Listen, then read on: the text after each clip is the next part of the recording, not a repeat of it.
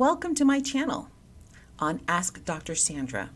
Today's question is, what are the best ways to reduce stress? There's no one size fits all. First of all, let me just say that. Everyone's situation is different.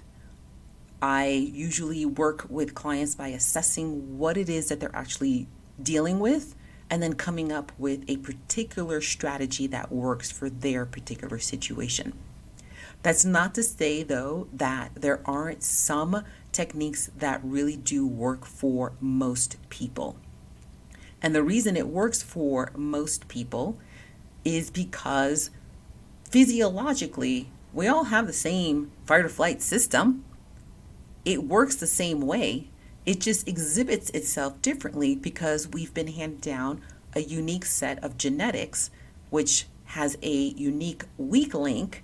And when we get stressed, what we see is that person's weak link showing up first.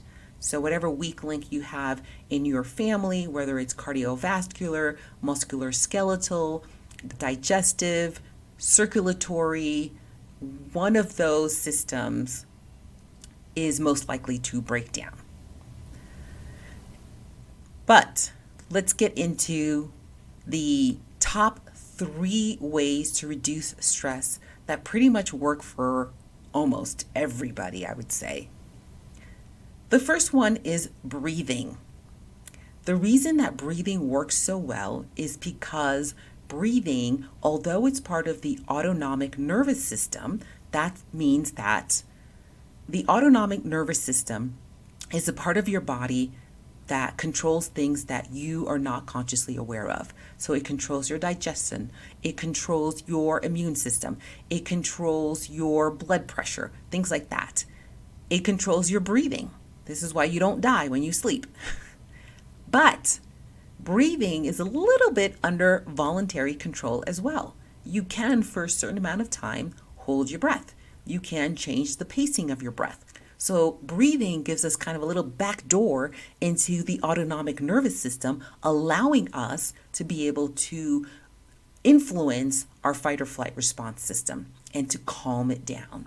Breathing is always going to be our first measure of reducing stress. It directly influences your fight or flight system and can get it to calm down. There are a lot of different types of breathing techniques, and I'm not going to be going into all of the different types of breathing techniques, but the most simple one is to slowly breathe in and slowly breathe out.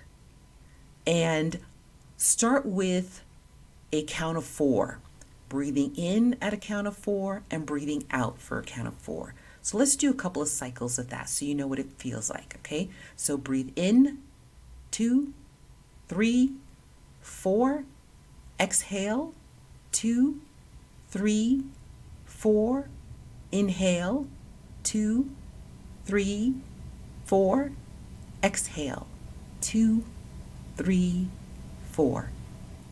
So that was my pacing. You might have felt like it was too fast or too slow, and that's okay. You don't have to stick with my pacing. Find a pace that works for you as long as the pace for inhaling is the same as the pace for exhaling. The slower you go, the more you're telling your sympathetic nervous system that there is no threat and that it's okay to calm down. When your sympathetic nervous system calms down, your parasympathetic nervous system comes back online. What your parasympathetic nervous system does, it gets everything back to normal that got shut down when you were in fight or flight mode. Your immune system goes back online, your digestive system goes back online, your circulatory system goes back online. Everything that had to get shut down so that you can get into survival mode and face a threat and survive it. So breathing is the number one because, as I said, it gives us a back door into our sympathetic nervous system.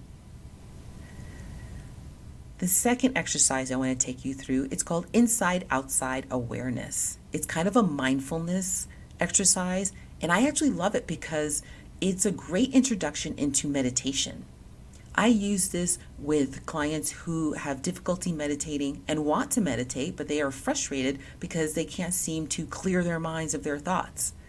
Actually, that's a side effect of meditation.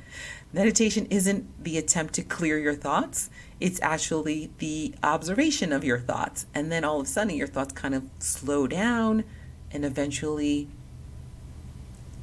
quiet down so much you feel like you have peace and space and quietness and emptiness. It's beautiful.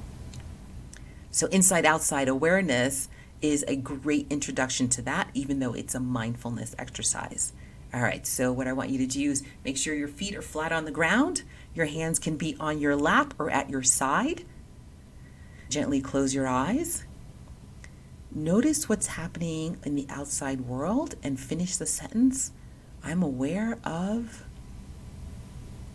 Notice what you're aware of. Maybe there's traffic outside. Maybe you hear some kids playing. What do you notice? Now shift your attention to what's happening inside your body and finish the sentence. I'm aware of. Notice what you're aware of. Maybe you just finished eating and you're aware of a feeling of fullness. Maybe you haven't eaten yet and you're aware of a feeling of hunger.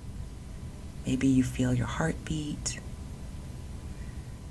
Now switch your focus to the outside world again and finish the sentence, I'm aware of. And what do you notice? And now shift your attention back to inside your body, finishing the sentence, I'm aware of. And at your own pace now, go back and forth between noticing what's on the outside world and what's inside your body and finishing the sentence, I'm aware of. All right, and now go ahead and gently open your eyes. That was a quick introduction to the inside-outside awareness exercise. Usually I take a little bit more time, but hopefully you got a taste of what you can really get out of this practice.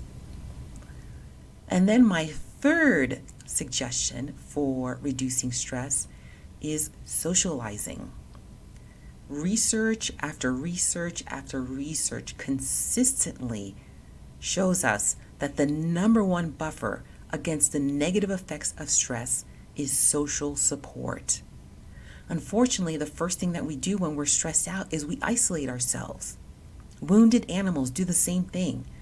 And temporarily, it might feel good to just be alone, get away from the world, get away from demands of the world.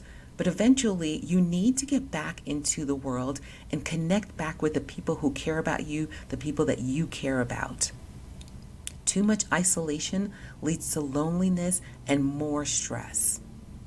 So make sure that you always have the number of a really good friend on hand should you ever feel like you are so stressed out, you can call them.